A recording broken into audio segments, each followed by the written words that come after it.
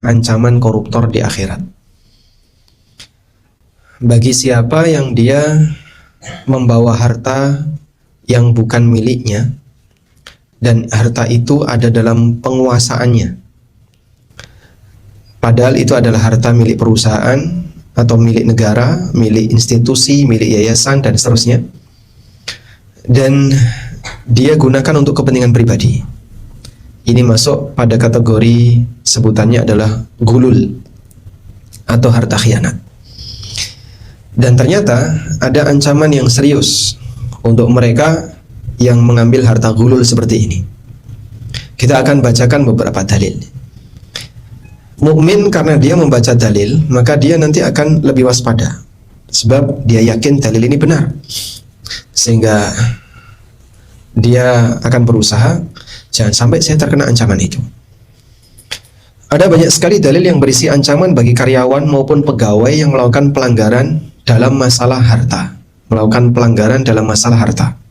Berikut di antaranya. Yang pertama, ancaman bagi orang yang gulul. Gulul artinya mengambil harta milik negara untuk kepentingan pribadi secara tidak legal, atau harta milik umat seperti kas masjid atau yayasan atau yang lainnya untuk kepentingan pribadi secara tidak legal. Harta hasil gulul merupakan harta khianat yang nanti akan dipikul di hari kiamat. Allah Subhanahu wa taala berfirman, "Wa may yaghlul ya'ti bima ghalla yaumal qiyamah." Siapa yang melakukan gulul, dia akan gendong harta gululnya itu besok di hari kiamat. "Tsumma tuwaffa kullu nafsin ma kasabat wa hum la yudlamun." Kemudian setiap jiwa akan dipenuhi perbuatannya, akan dibalas sesuai dengan perbuatannya, wa hum la yudlamun, dan tidak ada satupun yang dizalimi. Sehingga yang berbuat jahat akan dibalas dengan keburukan setimpal dengan nilai kejahatannya. Ayat ini berisi tentang ancaman bahwasanya yang dirahasiakan di dunia nantinya kelak di hari kiamat akan dibongkar oleh Allah. Sehingga mungkin ketika di dunia nggak tahu, orang lain nggak ngerti, tapi akan Allah Subhanahu wa taala tunjukkan kelak di hari kiamat. Oh, ternyata yang selama ini kita anggap orang yang baik-baik saja, dia punya masalah di sini, punya masalah di sini. Yauma tublas sarair, pada hari di mana rahasia itu dibongkar. Dalam banyak kesempatan Nabi SAW memperingatkan umatnya agar tidak melakukan gulul, karena akibatnya sangat menakutkan. Dalam hadis dari Abu Hurairah radhiyallahu anhu, beliau menceritakan, "Qama fina Rasulullah sallallahu alaihi wasallam." Rasulullah sallallahu alaihi wasallam pernah berdiri di hadapan kami. Zata yaumin, pada satu hari tertentu, fadzakaral ghulula, kemudian beliau menyinggung tentang gulul. Fa'azzamahu wa 'azzama amrah, beliau menganggap serius masalah gulul itu. Tsumma qala, kemudian beliau bersabda, "La ulfiyanna ahadakum yaji'u yaumal qiyamah ala raqabatihi ba'irun lahu rugha." Jangan sampai aku ketemu kalian besok datang di hari kiamat, dia mikul onta, lahu rugha, sambil mengeluarkan suara onta. Yaqulu, lalu dia mengatakan, "Ya Rasulullah aghithni, ya Rasulullah tolonglah aku." Fa'aqulu, kemudian aku sampaikan, "La amliku laka syai'an, aku sama sekali tidak bisa menolongmu. Qad ablagtuka, aku sudah sampaikan kepadamu." Jadi dia ketemu Nabi SAW. Berarti muslim atau kafir? Muslim. Lalu dia minta tolong kepada Rasulullah SAW. Artinya minta apa? Syafaat. Dikabulin atau enggak? Enggak dikabulkan. Nabi SAW mengatakan, "La amliku laka syai'a, aku tidak bisa menolongmu sedikit pun. Qad ablagtuka, aku sudah sampaikan ini kepadamu." Kemudian beliau mengatakan lagi, "La ulfiyanna ahadakum, jangan sampai aku ketemu kalian, yaji'u yaumal qiyamah, datang di hari kiamat, ala raqabatihi farasun lahu hamhama, dia mikul kuda yang mengeluarkan hamhama, suara kuda. Suara kuda itu apa? Kuda itu meringkik ya, seperti keledai. Disebut dengan hamhama. Karena dia korupsi kuda, lalu dia memanggil Nabi SAW, "Ya Rasulullah aghithni, ya Rasulullah tolonglah aku." Fa aqulu, maka aku sampaikan, la amliku laka syai'a, aku tidak bisa menolongmu sedikit pun. Qad ablaghtuka, aku sudah sampaikan ini kepadamu. Beliau rinci lagi, jangan sampai aku ketemu kalian besok di hari kiamat dia sambil memikul syatun, memikul kambing, laha thugha, mengeluarkan suara kambing, mengembek. Yaqulu, kemudian dia memanggil, ya Rasulullah aghithni, ya Rasulullah tolonglah aku. Kemudian aku sampaikan, aku tidak bisa menolongmu, aku sudah sampaikan ini kepadamu. Jangan sampai aku ketemu kalian sambil dia mikul di hari kiamat membawa nafsun lahasiyah, membawa seorang budak. Ada korupsi budak. Yang budak itu teriak-teriak. Kemudian dia memanggil, ya Rasulullah tolonglah aku, maka aku sampaikan aku tidak bisa menolongmu. Kemudian di sini ada riqa, takhfiq. Dia ada yang membawa riqa takhfiq. Dia bawa apa itu? Pakaian. Kemudian dia bawa di hari kiamat dan mengatakan sambil berkibar-kibar. Pakaian itu berkibar-kibar. Dia korupsi pakaian. Aghithni ya Rasulullah, tolonglah aku. Tapi Nabi SAW menolaknya. Demikian pula ketika dia mikul saumit.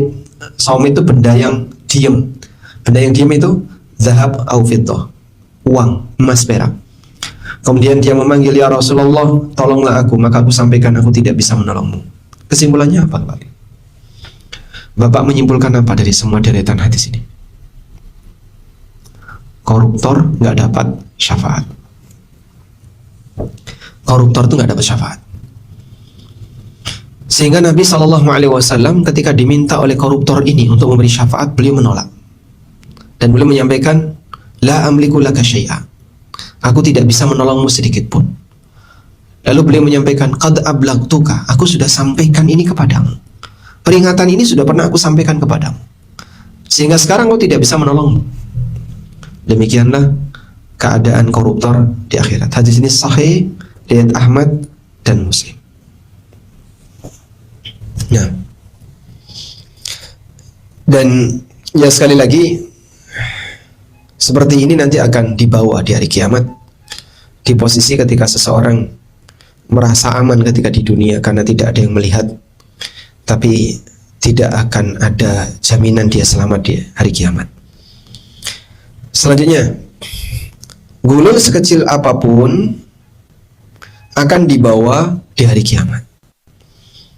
Dari Adi bin Amirah al-Kindi radhiyallahu anhu, Nabi SAW pernah bersabda, man ista'malnahu minkum ala amalin, siapa yang kami beri mandat untuk melakukan tugas tertentu, fakatamana mikhyatan, lalu dia menyembunyikan sebuah jarum, fama fauqahu, atau yang lebih kecil daripada jarum, atau yang lebih mahal, atau yang lebih besar dari jarum, kana ghululan, itu adalah ghulul, ya'ti bihi yaumal qiyamah, yang akan dia bawa besok di hari kiamat. Hadis riwayat Muslim. Selanjutnya, kayak apa sih Pak gulul yang nanti akan dibawa itu? Sebentar.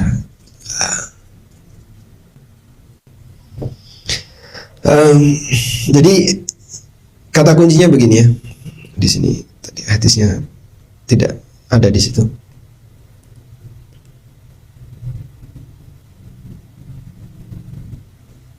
Fakat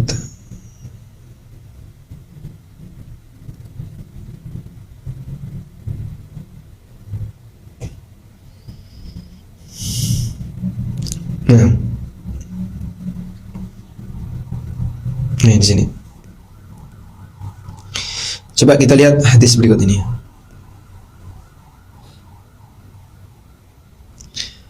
Nabi SAW pernah mengatakan, man ista'malnahu minkum ala amalin, siapapun di antara kalian yang aku berikan tugas untuk melakukan sesuatu, falyaji biqalilihi wa katsiri, dapat banyak maupun sedikit laporkan. Fama utiya minhu, apa yang aku kasih, akhadha, silahkan diambil. Wa ma nuhiya anhu intaha, dan apa yang tidak dikasih jangan ambil. Dalam riwayat yang lain dari Buraidah, Nabi SAW mengatakan, man ista'malnahu ala amalin, siapa yang aku kasih tugas, farazaqnahu rizqan, dan aku sudah kasih gaji dia. Dia sudah digaji oleh kantor. Fama akhadha ba'da dzalika fahuwa ghululun. Maka yang dia ambil setelah itu statusnya adalah ghulul. Jadi di sini kita mau bahas apa? Ghulul. Harta khianat. Posisinya adalah yang pertama, harta milik negara atau masyarakat atau perusahaan yang diamanahkan kepadanya, lalu dia ambil untuk kepentingan pribadi. Nah, ini gulul jenis yang pertama. Yang kedua, karyawan atau pegawai yang sudah digaji lalu diberi hadiah atau tips oleh klien dan tidak dilaporkan sehingga untuk kepentingan pribadi. Ini juga gulul. Jadi ada dua bentuk gulul yang perlu diwaspadai. Bisa seperti yang pertama, misalnya Bapak pemegang kas perusahaan, atau ada transaksi lalu tidak dikasih kwitansi, duit itu masuk kantong pribadi, gulul. Demikian pula ketika Anda sudah kerja melayani klien, lalu klien itu dia memberikan tips atau apapun, hadiah, gratifikasi dan seterusnya, kemudian dia tidak laporkan ke perusahaan, langsung dia ambil untuk kepentingan pribadi, ini juga gulul. Baik, yang sudah terlanjur gimana Pak? Ya Anda laporkan, kemarin saya dikasih sekian, kalau Bapak ridho boleh nggak saya ambil? Boleh ya Pak? Boleh kan? Boleh ya Pak? Jadi setelah lapor berharap untuk tetap direlakan. Kalau pihak perusahaan ya sudahlah, buat kamu aja, selanjutnya jangan kesini lagi. Wah ini berarti kan nggak ridho dia. Tapi kalau perusahaan merelakan, ya sudah, tidak apa-apa, besok lagi kalau dikasih kamu jangan mau. Ini berarti dia harus laporkan. Anda pasti akan merasa malu ya, misalnya terus terang, aku pernah dapat seperti ini, pernah dapat seperti ini. Ya, daripada nanti membawa yang haram, mending dilaporkan kepada yang berwenang. Alhamdulillah, kalau pegawai di perusahaan swasta jalurnya cukup pendek. Kalau aparat negara, dia harus sampai pusat, dan itu tidak mungkin. Makanya aparat negara nol speser pun tidak boleh. Tapi Pak, budayanya banyak yang minta. Ya, itu budaya jahat yang seharusnya dihilangkan di negeri ini. Baik, karena termasuk di antara gulul adalah ini tadi ya, sebagaimana diriwayatkan dalam hadis Abu Dawud, Ibnu Khuzaimah, Al-Hakim dan yang lainnya. Dia sudah mendapatkan farazaqnahu rizqa, dia sudah mendapatkan gaji. Fama akhadha ba'da dzalik, apa yang diambil setelah itu, fahuwa ghululun, statusnya gulul. Kau sudah digaji, kenapa masih ngambil lagi? Sehingga masuk kategori apa? Ghulul. Baik. Nah, nanti akan dibawa besok di hari kiamat sambil dipikul kayak tadi, Pak. Kemudian dia minta tolong Rasulullah sallallahu alaihi wasallam. Dan Nabi SAW tidak bisa menolongnya. Selanjutnya ancaman di neraka. Dari Abdullah bin Amr radhiyallahu anhu, beliau menceritakan, "Kana ala thaqalin Nabi sallallahu alaihi wasallam rajulun yuqalu lahu Kirkirah." Di sini harokatnya Kirkirah. Ini tertulis Karkarah. Ya mungkin bisa dibaca Kirkirah atau Karkarah. Tulisannya kayak gini ya. Ini budak. Ada orang yang bertugas untuk menjaga harta bawaan Nabi SAW, namanya Kirkirah. Famata, lalu Kirkirah ini mati. Faqala Rasulullah SAW, kemudian Nabi SAW mengatakan, huwa finnar, Kirkirah masuk neraka. Maka para sahabat penasaran, Kirkirah ini kan sudah berjasa membantu Rasulullah SAW. Kenapa kok mati masuk neraka? Padahal dia ini sudah membantu Nabi SAW. Sehingga Bapak bisa bayangin ya, sudah membantu Rasulullah SAW, tapi mati masuk neraka. Fadhahabu yanduruna ilaihi. Mereka pun penasaran dan ingin tahu apa sebabnya. Fawajadu aba'atan qad ghallaha. Ternyata mereka jumpai ada abaya, sebuah kain yang telah dia ambil harta ghulul dari abaya tadi. Baik, jadi di sini yang bersangkutan mendapatkan ancaman walaupun jadi sahabat, tapi tetap tidak ada nilainya. Gara-gara apa? Dia mengambil harta yang bukan miliknya dan sampai mati belum dikembalikan. Sehingga di sini ya, Anda lihat, Kirkirah atau Karkarah tadi ya, amalannya apa? Membantu Nabi Sallallahu Alaihi Wasallam. Jadi amalan membantu Nabi Sallallahu Alaihi Wasallam, tapi mati korupsi dan belum mengembalikan. Amalannya ini hangus. Korupsi yang belum mengembalikan bertahan. Loh, subhanallah. Yang menakutkan kan kayak gini ya. Amalan solehnya tidak diakui, sementara korupsinya pahalanya bertahan. Sehingga karena korupsinya pahalanya bertahan, maka si Karkarah tadi tervonis masuk neraka. Waliyadzubillah. Hadis sahih riwayat Bukhari. Ini ada yang lebih sangar lagi ya. Pahala jihad menjadi sia-sia karena gulul.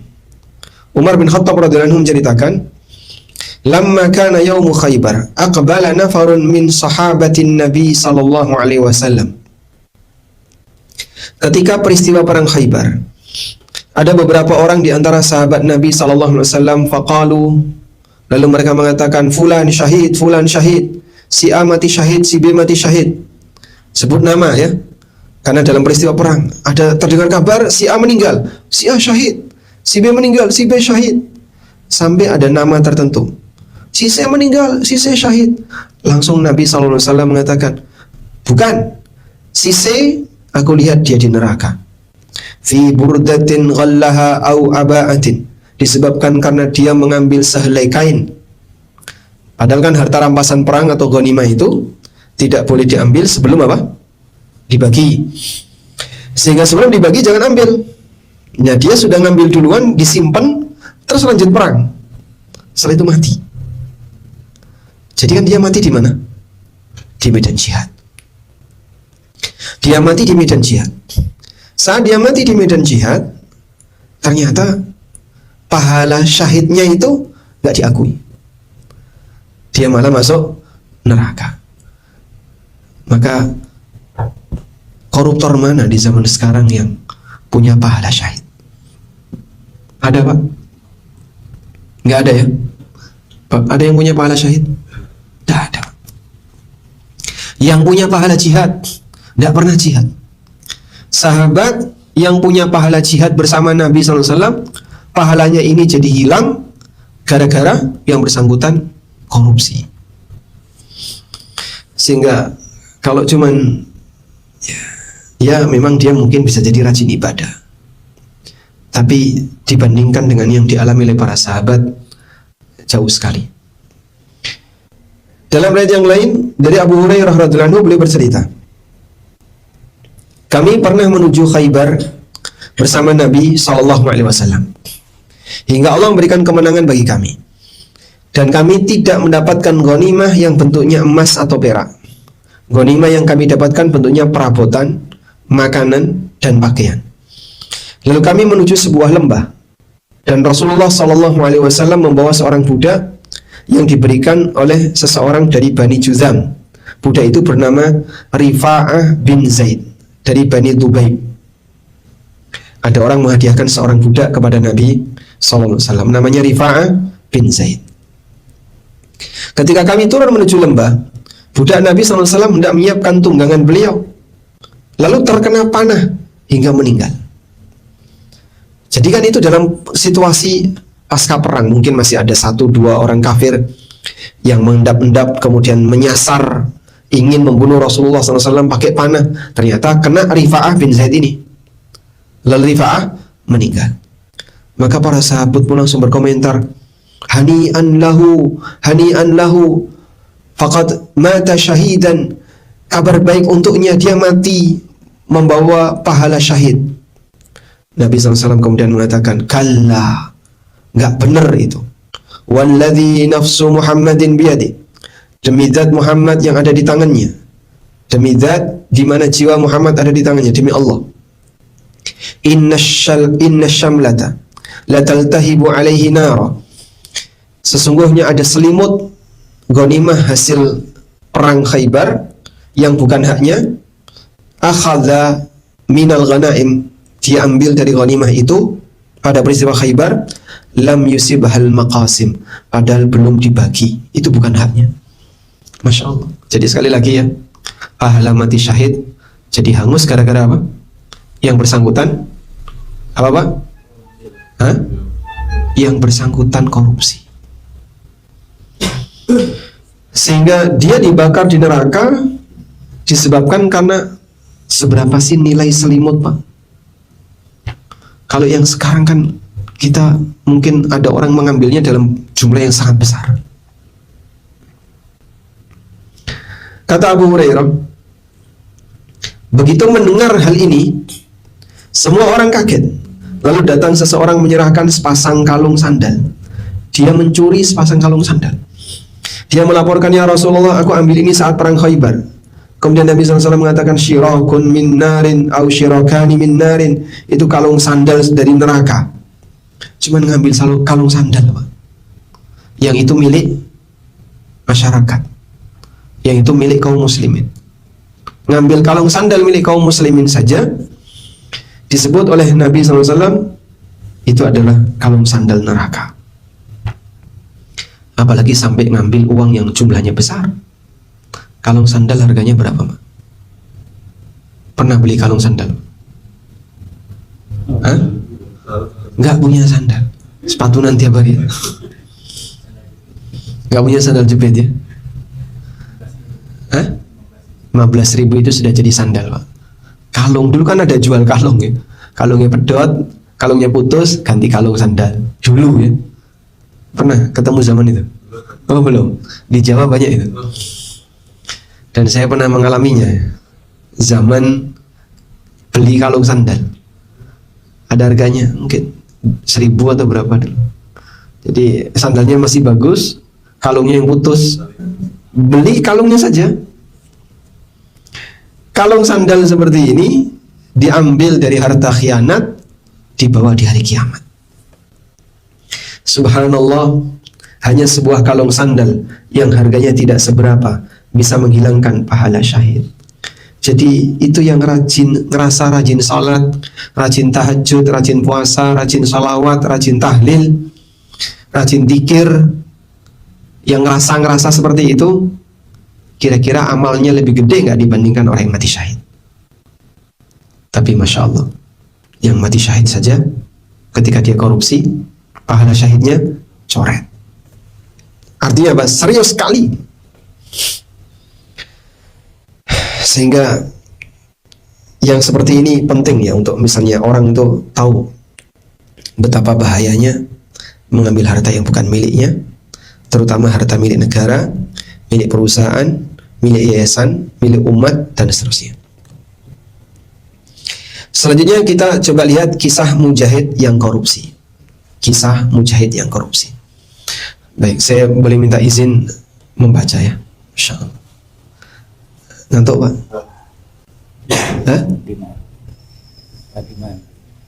Iya ngantuk.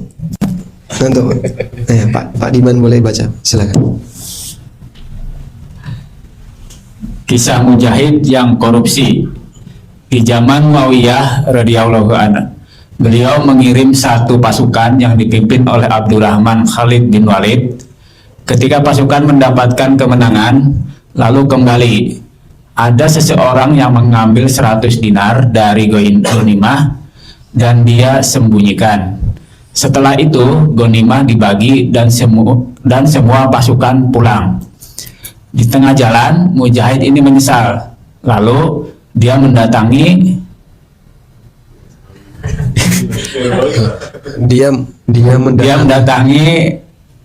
Panglima pasukan Abdurrahman bin Khalid bin Walid. Dia sampaikan kepada Panglima pelanggaran yang dia lakukan dan dia ingin mengembalikan uang itu. Namun Abdurrahman menolak dan mengatakan, aku tidak menerima darimu pasukan. Itu bacanya gimana? Insyaallah. Baik, aku tidak menerima darimu. Aku tidak menerima darimu, pasukan sudah bubar, mereka sudah pulang. Kau akan memikulnya menghadap Allah di hari kiamat. Akhirnya Mujahid ini mendatangi beberapa sahabat dan mereka memberikan jawaban yang sama. Hingga dia berangkat ke Damaskus menemui Muawiyah radhiyallahu an untuk mengembalikan 100 dinar itu. Namun Muawiyah menolak hingga dia keluar dari tempat Muawiyah dalam kondisi menangis sambil mengucapkan innalillahi wa inna ilaihi rajiun. Di saat dia menangis dan menyesali perbuatannya, dia ketemu seorang ulama bernama Abdullah As-Saksaki. Dia pun menceritakan pengalamannya kepada ulama ini. Lalu sang ulama menasihatkan, silahkan kembali ke Muawiyah, sampaikan kepadanya agar beliau menerima 1/5 dari 100 dinar, sehingga serahkan 20 dinar kepadanya, lalu sedekahkan yang 80 dinar sisanya atas nama seluruh pasukan. Sesungguhnya Allah menerima taubat dari hambanya dan dia paling tahu siapa saja mereka dan di mana tempat tinggalnya. Akhirnya sang Mujahid melakukan saran ini. Muawiyah pun menerima 20 dinar itu dan mengatakan, andai aku yang memberikan fatwa itu, lebih aku sukai dibandingkan semua harta yang aku miliki. Masya Allah. Tafsir Ibnu Katsir. Baik. Jadi bisa kebayang ya, 100 dinar yang dia ambil dari ghanimah sebelum dibagi disesali oleh orang ini sampai mau dikembalikan kepada Panglima Abdurrahman, anaknya Khalid bin Walid. Tapi Panglima menolak. Gimana saya bagikan 100 dinar sementara pasukan udah bubar semua? Tidak mau, dia nolak. Kalau dulu mungkin, atau kalau sekarang bisa pakai grup WA, ini ada 100 dinar, coba rekeningnya mana, nanti kita transfer. Mungkin ya. Kalau sekarang gimana caranya? Akhirnya Panglima menolak. Dalam situasi itu dia berusaha untuk nyari solusi gimana mengembalikan 100 dinar ini. Kalau sekarang Masya Allah, koruptor untuk mengembalikan dana korupsinya gampang nggak? Kasih aja ke negara, selesai. Kalau perusahaan swasta, ya kasih ke perusahaan swasta itu. Terus gimana Pak? Ya nanti apa yang sudah dia kasihkan berarti dia sudah bertobat. Artinya jangan sampai dibawa mati sebelum dikembalikan. Kisah ini memberikan pelajaran tentang bagaimana cara tobat dari hasil korupsi dan harta gulun, sehingga apa yang sudah didapatkan itu seharusnya dikembalikan. Wallahu a'lam. Baik, sebagai penutup dan nasihat,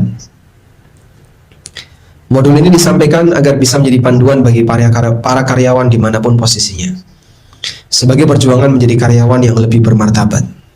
Materi ini hanya akan menjadi wawasan jika hanya dibaca dan disimak. Yang kita harapkan adalah materi ini lebih powerful ketika diwujudkan dalam kehidupan nyata, di mana Anda ingin menjadi orang yang betul-betul berubah, menjadi lebih baik. Jangan sampai mengganggu yang bukan haknya. Kalaupun pernah mengambil, segera dikembalikan. Waffaqanallah lima yuhibbu wa yarda. Walhamdulillah. Nah, jadi Kira-kira kalau tips itu yang sudah terlanjur, nanti terus terang saja. Ya Pak Bos, saya kemarin dikasih sekian. Gimana ya Pak Bos? Saya mau kembalikan. Tapi kalau Pak Bos ridho buat saya aja ya. Oke ya? Nggak apa-apa kan? Oke, pokoknya Pak Bos bilang oke aja lah. Ini namanya apa? Makso. Hah? Kalau ini namanya memalak dengan cara paksaan. Ya intinya minta kerelaan. Kalau bosnya ridho, silakan. Tapi kalau bosnya nggak ridho, kau kembalikan ke perusahaan. Maka harus kembalikan. Ada satu kejadian ini ya, di Jogja ini. Udah pernah dengar ceritanya belum? Oh belum. Ada pom bensin. Pom bensin itu kan yang kerja di dalam kantor pakai kaca itu, sehingga yang di dalam tidak bisa dilihat dari luar, yang di luar kelihatan dari dalam. Nah petugas-petugas pom bensin itu ketika ngisi sering dikasih tips. Itu kelihatan yang dari dalam kantor. Lama-lama yang di dalam kantor iri. Kita nggak pernah bersinggungan dengan klien, akhirnya nggak pernah dapat apapun. Sementara itu yang sering bersinggungan dengan klien basah dia, sering dapat. Ya sampai kemudian suasana kerja jadi nggak sehat. Ya kayak gini, saling iri karena ini punya hubungan baik dengan itu, akhirnya dia mungkin penghasilannya lebih gede. Nah kemudian mereka sempat mengundang saya untuk ngisi kajian seputar masalah karyawan jauh sebelum ada buku fikih ASN ya. Itu jauh sebelum pandemi kok dulu. Dan seingat saya pas bulan Ramadan. Ya akhirnya kita coba uraikan masalahnya ada di sini. Kemudian dalil-dalilnya kita sampaikan, seperti inilah arahan dari Nabi SAW. Alhamdulillah mereka bisa menerima. Sampai akhirnya kemudian tips itu dikumpulin, kemudian nanti jadi milik perusahaan. Nah selanjutnya terserah perusahaan. Nah mungkin Anda juga bisa melakukan seperti itu ya. Kalau ada tips, ya berharap nanti tetap balik ke karyawan. Ya sudah, yang berjasa di sebuah perusahaan ini kan banyak. Mungkin yang bagian cleaning service paling basah, kena air terus. Ya Mas Sofyan. Nah, sehingga karena ada bagian yang lebih basah dibandingkan yang lain, nanti yang di dalam tidak dapat. Nah kumpulin jadi satu. Dah sekarang coba kita bagi bersama. Yang dikasih memang kamu, tapi ini bukan punya kamu, ini punya perusahaan. Wallahu a'lam. Walhamdulillahirabbil alamin. Jadi mungkin itu sebagai pengantar. Nah selanjutnya jika ada yang mau disampaikan, kami persilakan.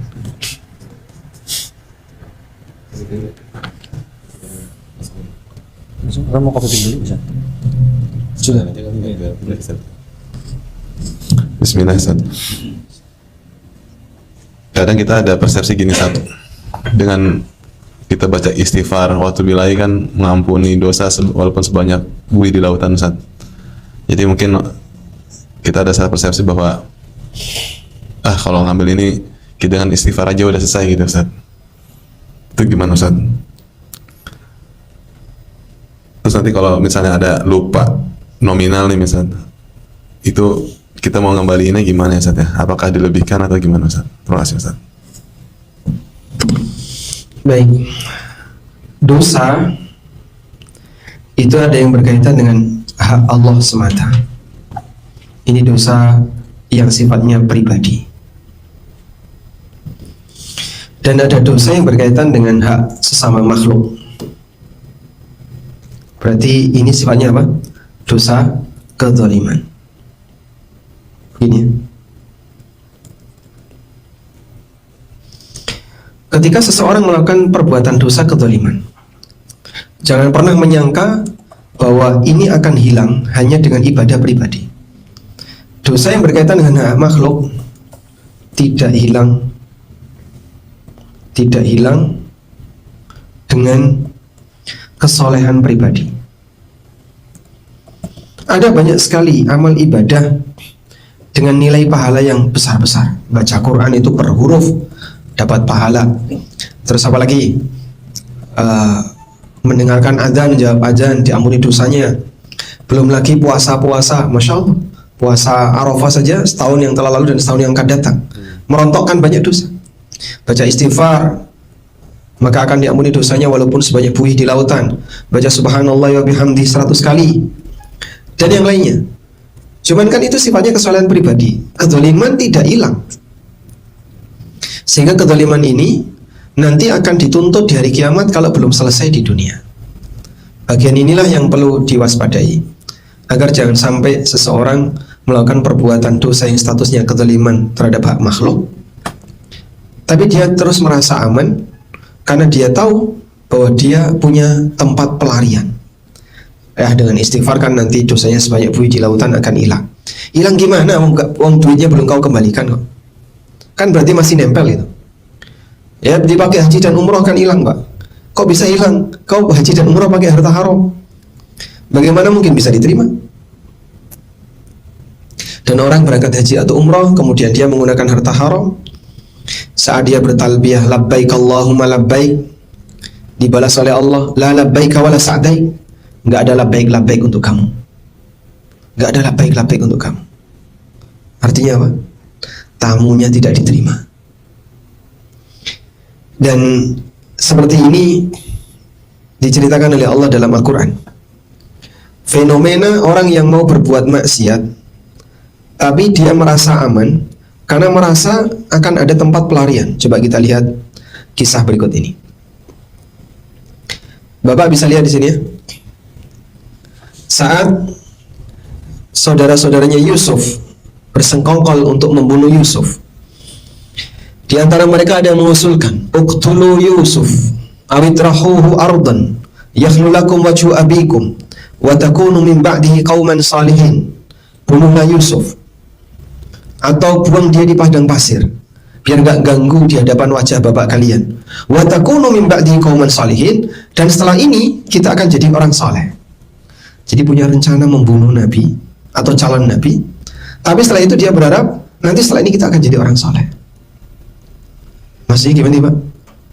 Orang kalau merasa aman, ada tempat pelarian pasca berbuat maksiat, dia akan semakin nekat untuk bermaksiat karena dia merasa aman.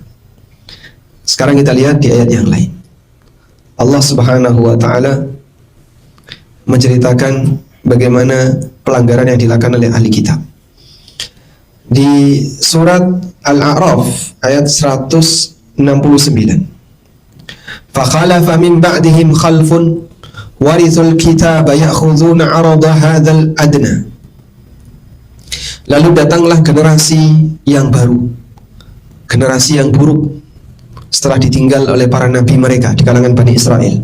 Warithul kitab, yang mereka mendapatkan peninggalan Alkitab dari tokoh-tokoh sebelumnya. Ya'khudhuna 'arada hadzal adna, tapi dia suka mengambil uang suap, harta dunia yang rendah. Wa yaqulun, dan mereka mengatakan sayughfaru lana, kita akan diampuni.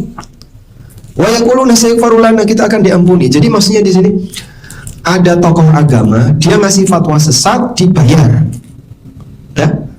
Terus yang ngasih fatwa ini bilang, nanti kita akan diampuni oleh Allah.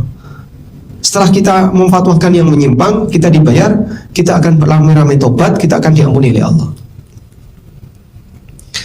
Ini contoh kebiasaan buruk orang Yahudi.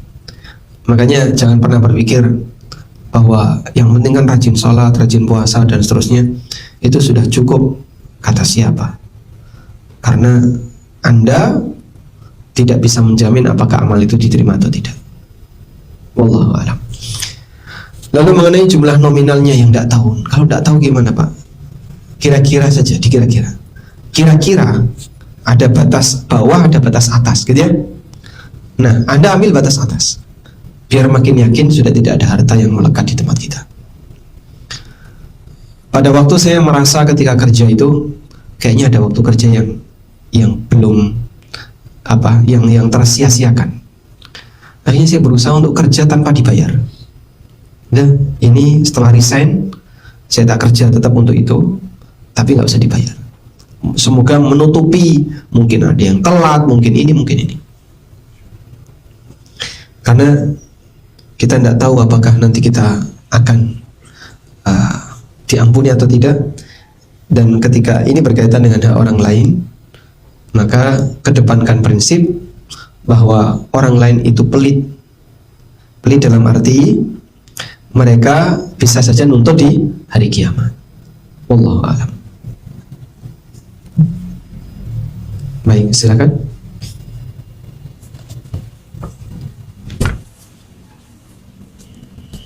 Assalamualaikum. Waalaikumsalam.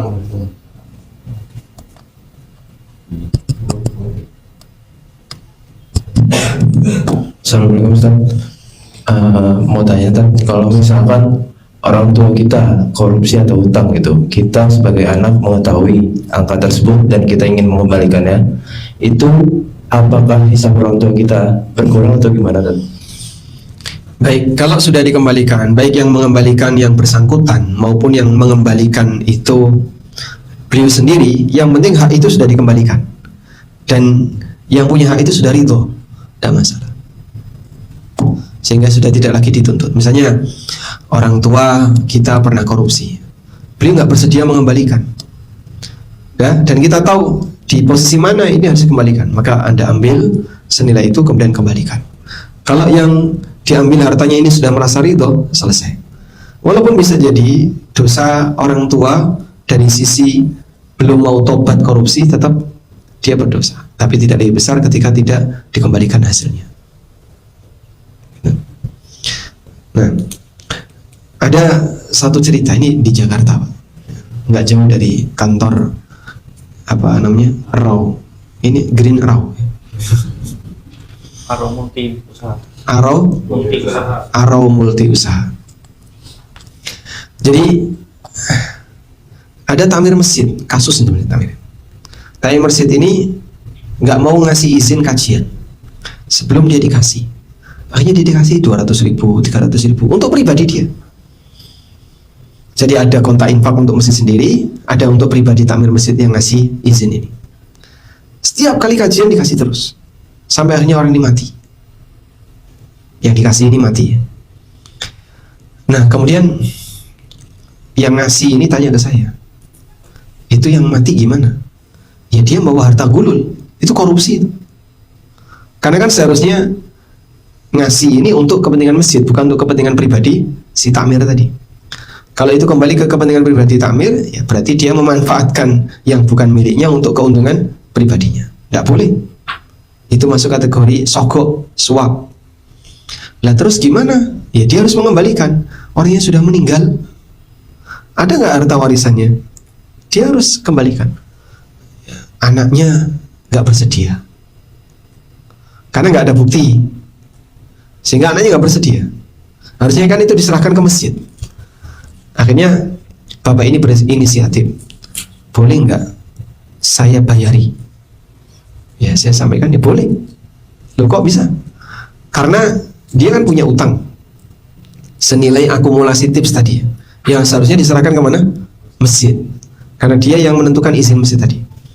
Nah, saat dia punya utang untuk dikembalikan ke masjid, kok dia nggak bayar lalu dibayari oleh orang lain, bisa. Yang penting utang itu sudah lunas, gitu ya. Sehingga dalam hal ini tidak masalah ketika dia dibayari oleh orang lain. Allahu a'lam. Baik, selanjutnya.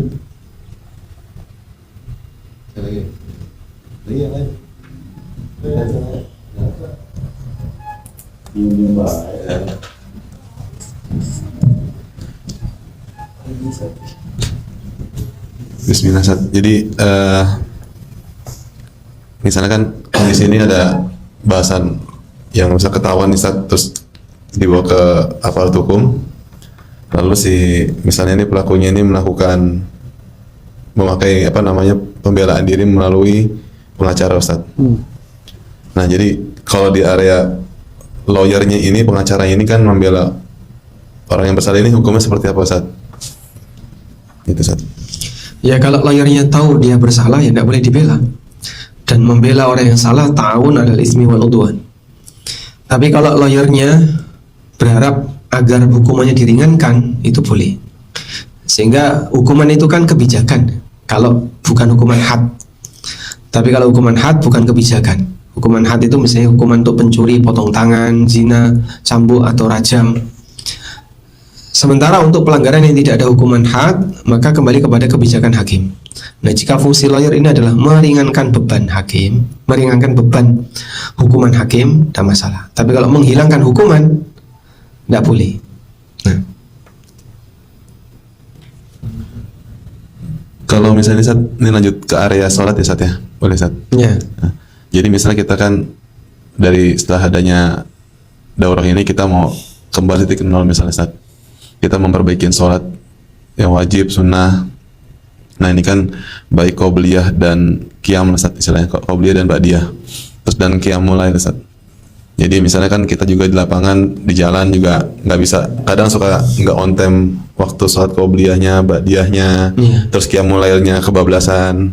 Ada juga kadang kita melek malam sampai jam 12 tapi mau lanjut qiyam kayak nanggung, terus mau kan sunnahnya kata harus tidur dulu baru qiyam. Nah ini kalau istilahnya kalau kelewat baiknya gimana Sat ya? Supaya apakah nanti qobliyah ba'diyahnya ini pertama kita bisa nggak misal mengkodo gitu Sat, misalnya kayak lagi qobliyah asar kita kelewat, ternyata kita ngambilnya setelah setelah asar gitu istilahnya. ya. Kalau kita berada di kendaraan, kemudian mau menuju masjid, sudah masuk waktu, maka qobliyahnya bisa di atas kendaraan sambil duduk, sehingga sampai lokasi tinggal sholat wajib. Kalau kita pulang karena buru-buru, habis sholat wajib langsung pulang, dan kita menggunakan kendaraan, bisa sholat ba'diyah di atas kendaraan. Ini cara yang praktis bagi mereka yang sibuk. Lalu pertanyaannya, bagaimana kalau dia nyetir? Masa sholat sambil nyetir? Saya pernah tanyakan ini, baik setir motor atau mobil ya, tapi konteksnya waktu saya tanya setir mobil, ke Dr. Muhammad Al-Yubi, beliau pengajar di Masjid Nabawi. Boleh nggak seorang sopir itu sholat di atas kendaraan dan dia sedang nyopir? Jawab beliau, tidak ada masalah, meskipun dia nyopir. Sehingga mungkin perhatian dia ya perhatian ke arah jalan, meskipun lagi sholat. Jadi kalau sujud ya jangan lama-lama. Coba sujud lama sekali, berdoa panjang, ini di depanmu ada apa? Nah kan kamu nggak boleh gini kan. Jadi sujud ya secukupnya, mungkin agak pelan kendaraannya agar dia bisa tetap sholat. Apalagi kalau pakai driver pribadi ya alhamdulillah, nanti Anda bisa sholat sambil di atas kendaraan. Kemudian kalau misalnya telat qobliyah ba'diyah, bisa nggak diqadha? Bisa, tapi qadha itu kan sifatnya insidental, artinya bukan setiap hari. Kalau tiap hari qadha terus, wah ini pasti ada masalah. Seharusnya bukan tiap hari qadha, tapi qadha itu sifatnya insidental. Dan teman-teman juga kami sarankan ya, Anda kerja di tempat yang dimana untuk jadi muslim baik itu memungkinkan. Di sisi lain ada orang yang muslim baik tapi dia berada di lingkungan kerja yang sulit untuk jadi muslim baik. Di sini nggak bisa sholat jamaah 5 waktu Pak. Kadang tiba-tiba rapat pas adzan, mau ninggalin rapat nanti ditegur, nanti ini terlalu banyak aktivitas yang sengaja digelar untuk mengganggu ibadah. Nah kalau seperti itu berarti mereka yang bisa beribadah di tempat dia kerja, di tempat yang sangat nyaman. Bisa sholat ba'diyah duhur di Arau, bisa. Jadi bisa adzan juga, ada musola di kantor. Di dalam kantornya cuma sekitar 200 meter dari kantor. 200 meter ada masjid, alhamdulillah.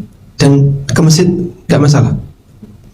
Misalnya pas adzannya sebelum jam 12 gitu, Pas azan kumandang berangkat. adzan kumandang berangkat walaupun sebelum jam 12.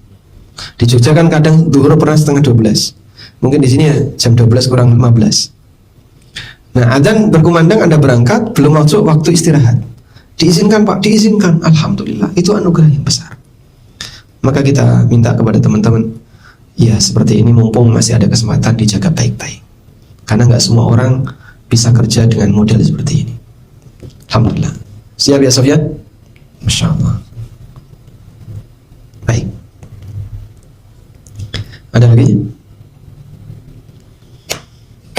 Taib, sekarang jam 9:30, kurang 3 menit. Setelah ini kita ujian. Ujian ya? Nggak ada. Mau ujian nggak? Boleh. Ujiannya online aja ya. Ujiannya online sesuai dengan materi, nanti tunggu disiapkan. Nah, dari demikian, wassallallahu ala nabiyyina Muhammadin wa ala alihi wa sahbihi wa sallam, wa akhiru da'wana alhamdulillahi rabbil alamin.